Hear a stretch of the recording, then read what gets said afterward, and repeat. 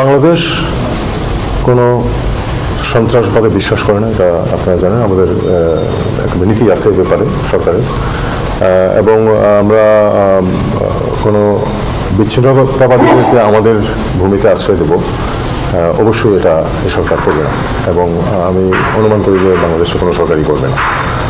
এটা একজন অ্যাক্টিভিস্ট রাজনীতি করেন, উনি বলতে পারেন, কিন্তু সেটা সরকারের অবস্থান অবশ্যই সেটা না। অনেকদিন ধরে আমি ভারতে পোস্টেড ছিলাম, আপনারা জানেন, দীর্ঘদিন। তারা সবসময় এই মুক্তিযুদ্ধে আমাদের ভূমিকাটাকে খাটো করে দেখানোর চেষ্টা করে, এবং তারা এটাকে কলকাতায় যেমন এটাকে ওই অন্যভাবে পালন করে, তাদের ওই যে ইস্টার্ন কমান্ড দিবস হিসাবে পালন করে। কারণ তারা তা মনে করে যে তারা যুদ্ধ করে তাদের সেনাবাহিনী বিজয় অর্জন করেছে। সত্য, পাকিস্তানের বিরুদ্ধে তারা বিজয় অর্জন করেছে, কিন্তু বাংলাদেশে তাদের যে বিজয়, সেটাতে তাদের লিটারেচারগুলি পড়েন। আমার বইয়ের মধ্যে তার কিছু কিছু রেফারেন্স আছে। তাদের বিশেষজ্ঞ যারা, তারাই বলতেছে যে যেভাবে সফটেন করে রেখেছিল পাকিস্তান আর্মি রেজিস্ট্যান্সকে, সেটা না করলে ভারতের এই বিজয় অর্জনে অনেক সময় লাগতো, অনেক বেশি ক্ষয় হতো, অনেক মানুষ নিহত হতো। কিন্তু মুক্তিযোদ্ধারা যেহেতু পূর্ববর্তী আপনি 9 মাস না ধরুন, 6 মাস ধরুন, যখন থেকে তারা ফুললি অ্যাক্টিভ হয়েছে।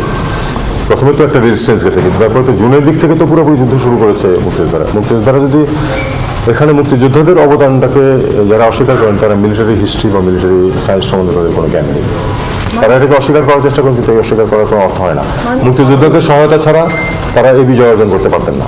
যেমন তারেক রহমান 25 তারিখে আসবেন, এরকম একটা সংবাদ আমরা পাচ্ছি। জি, উনি কি অফিসিয়ালি ট্রাভেল ডকুমেন্ট চেয়েছেন কিনা? গতকাল রাত পর্যন্ত চাননি, এটুকু আমি বলতে পারি।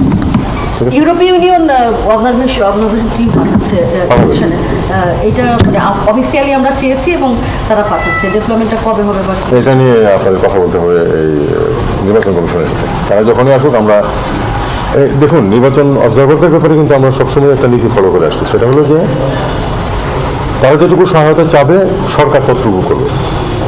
গায়ে পরে আমরা কোনো সহায়তা করতে যাবো না, কারণ তাহলে সেটা ইন্টারফারেন্সের তুল্য হতে পারে। আমরা এখনও সেই নীতিতে বিশ্বাসী। তারা আসবে, আমরা তাদের আশাকে ফ্যাসিলিটেট করবো, এবং তারপরে তারা তাদের কাজ যাতে করতে পারে, যাতে নিরাপদ থাকে, সেটুকু সরকার ব্যবস্থা করবে। বাকিটুকু তারা তাদের কাজ তাদের মতো করে করবে। ধন্যবাদ।